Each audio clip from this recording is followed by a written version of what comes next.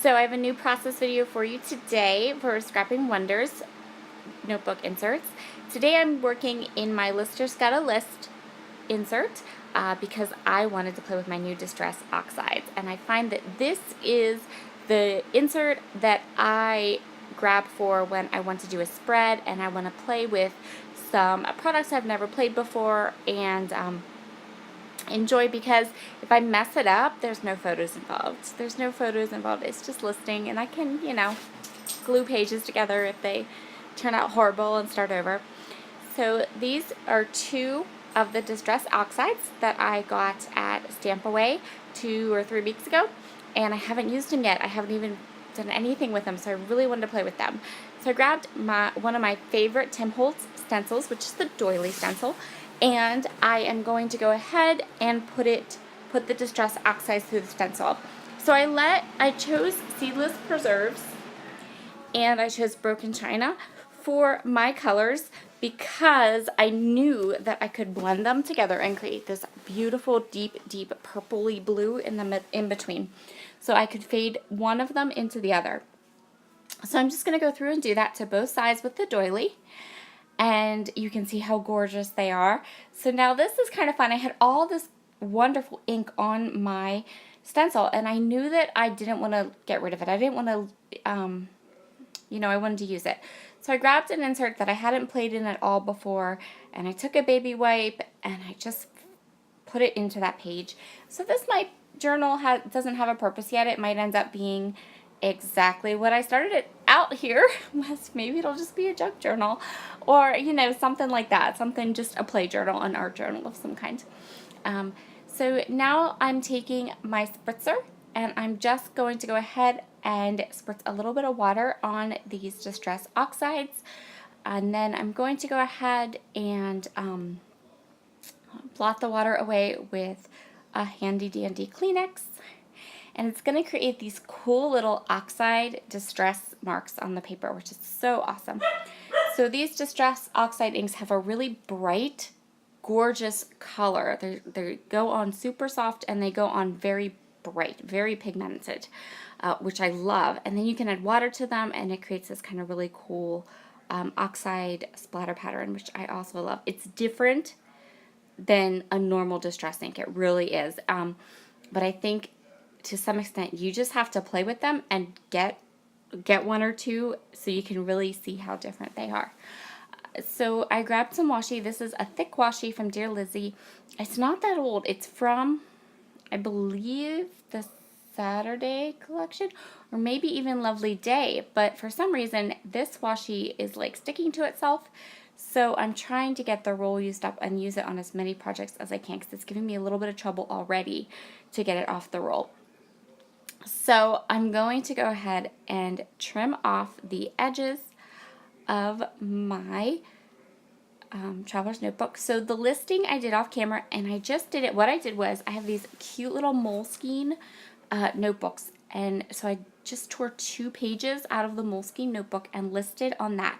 And then what I did is I took the paper and I balled it up, and then I hit it with some vintage photo distress ink, just to give it this like cool rusticy kind of aged appeal. And I'm going to do it with this one too. So I'm just trimming it down, and then I'm going to go ahead and just squash it in my hands. And then I'm just going to come back and unroll it, grab some distress ink and distress it. And since the paper is small, you can kind of catch more inside the paper to catch some of those wrinkles, and just looks really cool. And then I'm only tacking it down in the middle because I loved the idea of it kind of like poking up and giving, looking like it was distressed, which I thought was really cool. So I have these 6x6 papers, and I want to fussy cut some of the designs out of them. All these 6x6 papers are from the Notes and Things collection by Crate Paper, and I am going to go ahead and do work on my titling. And I found this, I'm going to use these LA Studio alphabets, which if you watch my channel a lot, you know that I love them and I use them for lots and lots and lots of things. A lot of my Traveler's Notebooks inserts, almost all of them, end up with these LA Studio alphabets in them. And so I'm going to go ahead and I'm going to add my dates and my titles to my lists.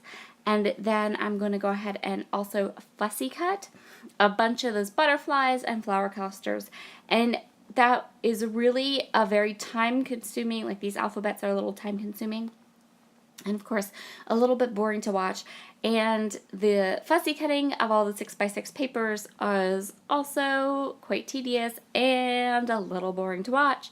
So I only show just a touch of me putting the letters down, and then we're going to fast forward in time through all of the tedious, boring stuff that you don't need to see. And then bam, see, all done. Actually, wait, no, not quite yet. Hold on. I don't know why I did that. So now we're done.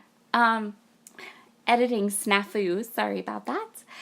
And I'm going to take these I have all these flowers that are fussy cut, and I fussy cut the butterflies, and I'm going to go ahead and I inked them all up with the Vintage Photo Distress ink. I'm going to pop them all around this layout at different spots to create some gorgeous, fun clusters. So this layout, really product-wise,